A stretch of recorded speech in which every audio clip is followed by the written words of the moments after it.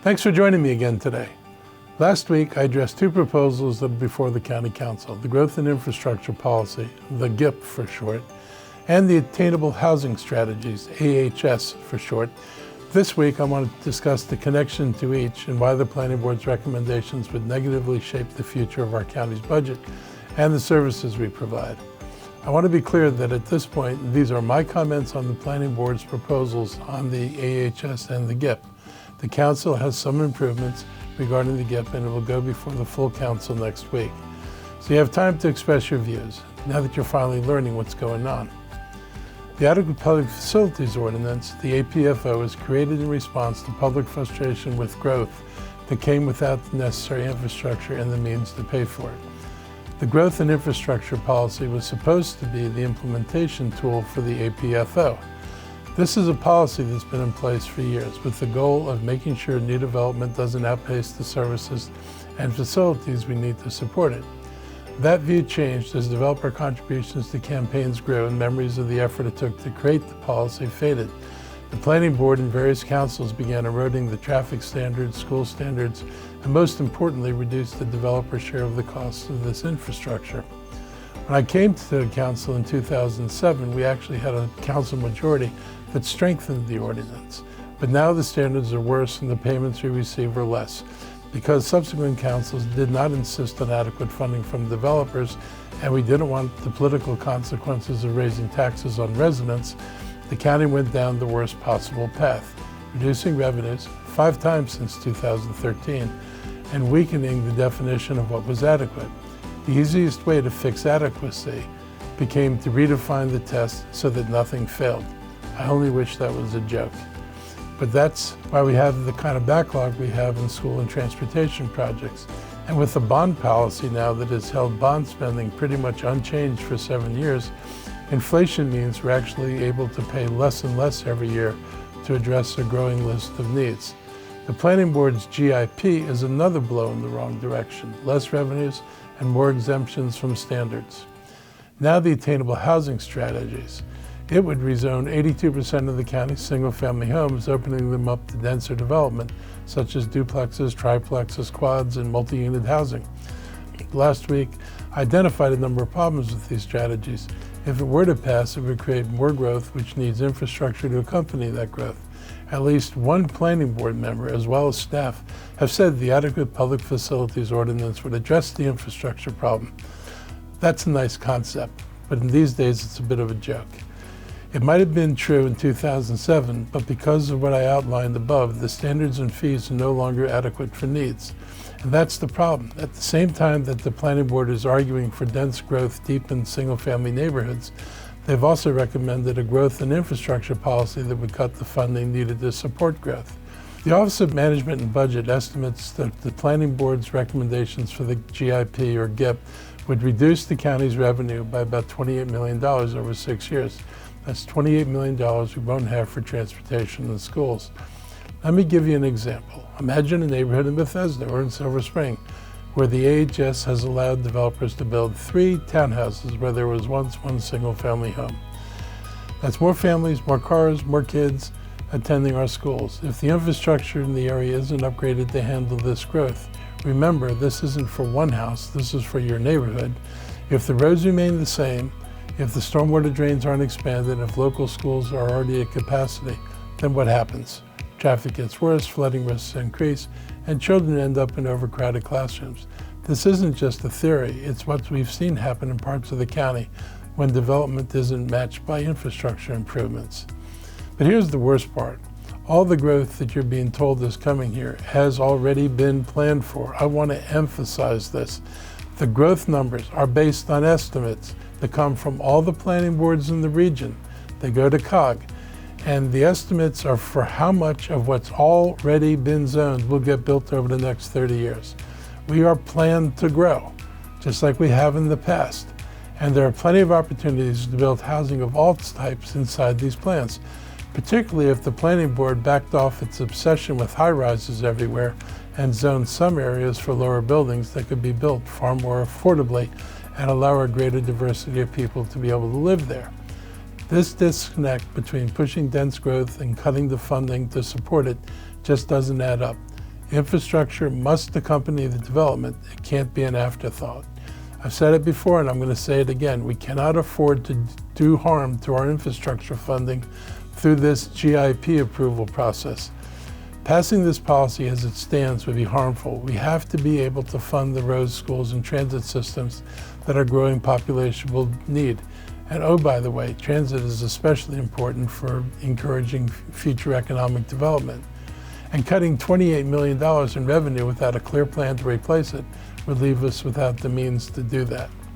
This is where it really impacts the county budget in the future. Without the implementation of the Adequate Public Facilities Ordinance, residents end up shouldering the entire cost, either by paying for the infrastructure or by suffering the consequences of insufficient infrastructure like traffic and overcrowded schools. The Planning Board has proposed a working group to explore revenue replacement, but there are no specifics, and meanwhile the revenues would decline. I offered to meet with them this summer and talk about this and some ideas for other ways we could address the problem, similar to what is done in Virginia, and they wouldn't even meet with me. 4 years ago, a different county council cut the impact fees, especially impacting school funding.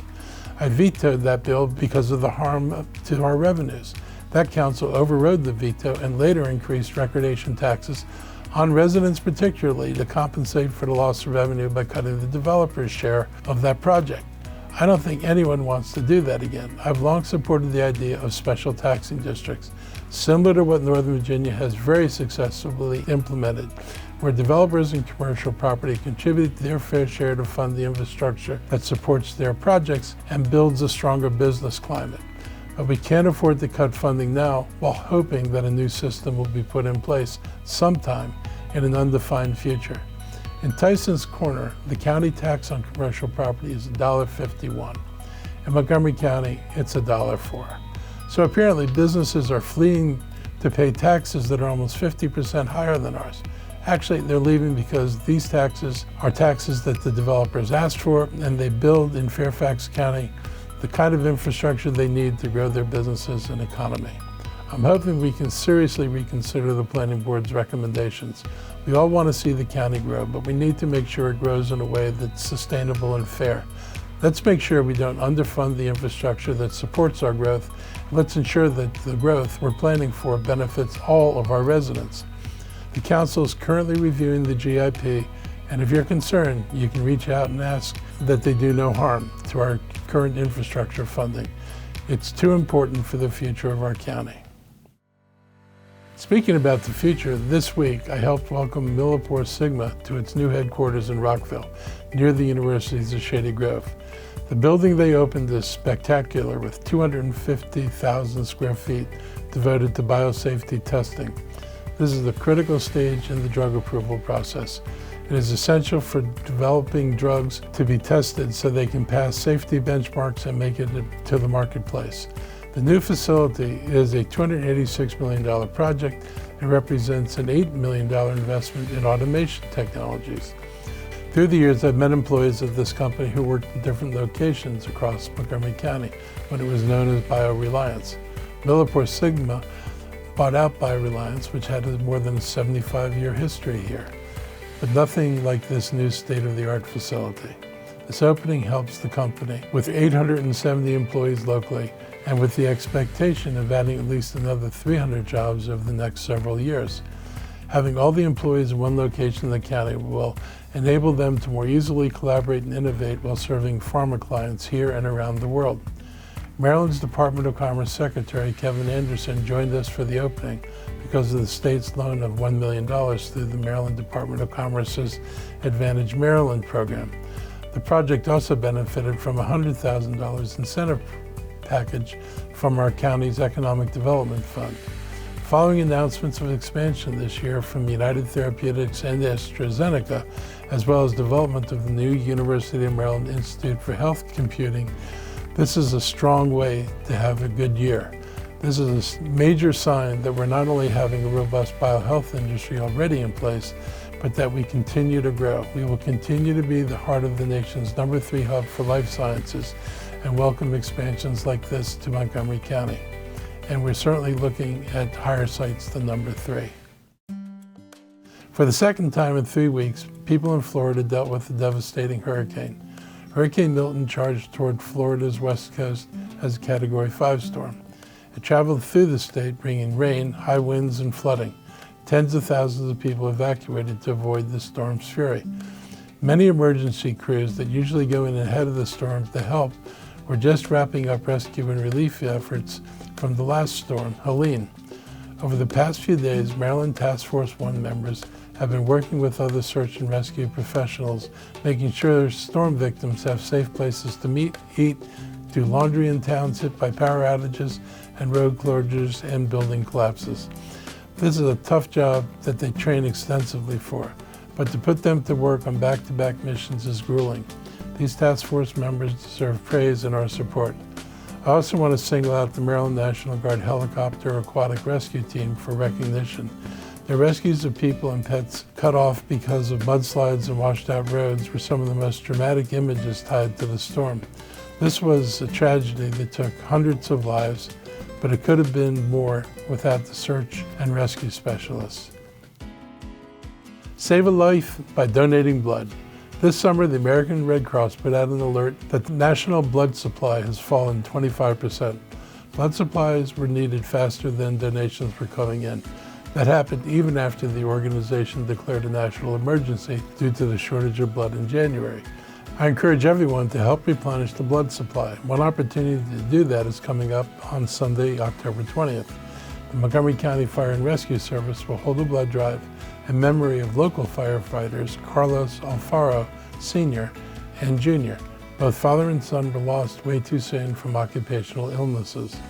In 2009, Carlos Sr. died after 4 years of treatments for multiple myeloma, which required several bone marrow transplants and many units of blood throughout the course of the illness. It came 3 years after Carlos Jr. died from liver disease, another ailment that required multiple blood transfusions and a liver transplant. Both men were born in Peru, but spent 30 and 18 years respectively serving Silver Spring as firefighters. They were deeply devoted men who helped our local community and their homeland as well. The blood drive will be from 8 a.m. to 2 p.m. at this Public Safety Training Academy on Snoffer School Road in Montgomery Village. I want to provide an update on our efforts to help parents and youth dealing with drug issues. In September, the county started taking advantage of a new substance use treatment facility for youth available in the state of Maryland. Our Department of Health and Human Services worked in partnership with the Department of Health, Behavioral Health Administration to fund the opening of the inpatient treatment program for adolescents, and even though it's not physically located here in Montgomery County, more than half the admissions so far have been Montgomery County youth in need of help.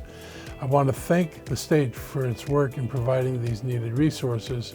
We heard from the community starting 2 years ago that an inpatient option for minors in need of recovery from substance use has been needed. It's a welcome addition to the millions of dollars allotted to support county services from legal settlements reached with drug companies over the opioids and fentanyls.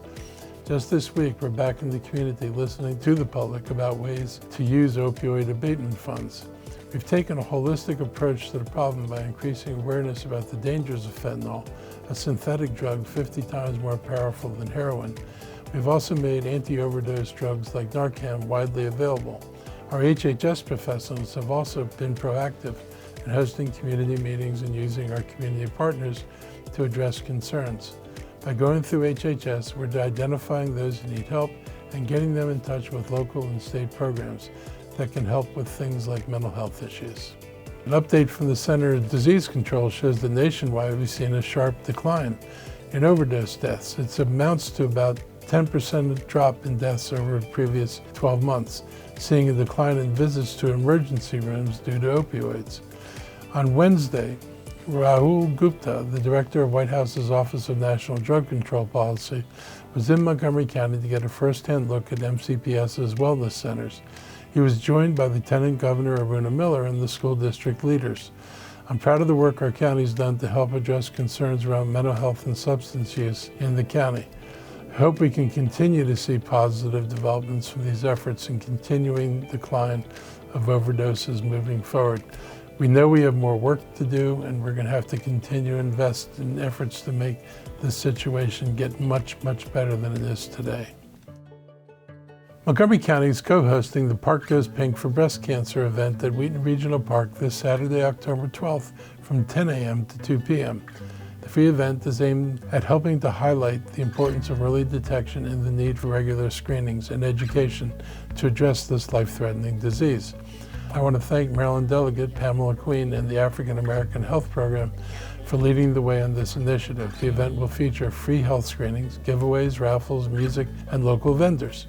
Breast cancer survivors and caregivers will receive special recognition. There are many people in our community, including Delegate Queen, with firsthand knowledge of breast cancer battle. She's a survivor and one of many people with encouragement and lessons to share. Breast cancer is the second leading cause of cancer-related deaths for females in Maryland after lung cancer, and there are significant racial disparities between Black women and white women for breast cancer mortality, with Black women diagnosed more often at a later stage. Early detection is critical to treating the disease effectively and saving lives. The National Breast Cancer Foundation has a 3-step guide to early detection that includes information about self-exams and what to expect during a doctor's visit, and guides your next steps after a mammogram. To learn more about different ways to detect cancer early, visit the African American Health Program website at aahpmontgomerycounty.org. I also want to wish those who observe Yom Kippur. For the Jewish community, it's a day of reflection, repentance, and reverence. It's also a time to hope that the coming year brings peace to all. For the 4th consecutive year, we will honor Indigenous Peoples Day on the 2nd Monday of October. We stand with numerous other municipalities in foregoing the recognition of Columbus Day to pay tribute to the men and women who were in North America before the European explorers ever got here. Columbus was not a good human being, and he opened the New World to hundreds of years of brutal subjugation in order to enrich the kings, queens, and nobles of Europe. We have a responsibility to own the truth that these continents were not discovered by Christopher Columbus. It was already occupied by many people. The mistreatment of our indigenous people continues to this day, and we should be cognizant of that. It's not ancient history, it's ongoing. I remember when people first started asking why we should celebrate someone as bad as Columbus. It was not immediately accepted, but over time people came to learn what he did when he got here, and it made many people uncomfortable. As a county, we pride ourselves on our diversity, but among those different groups and nationalities, there are 30,000 Marylanders who with indigenous roots and close to 7 million people nationwide. This is an important day to recognize and acknowledge our history.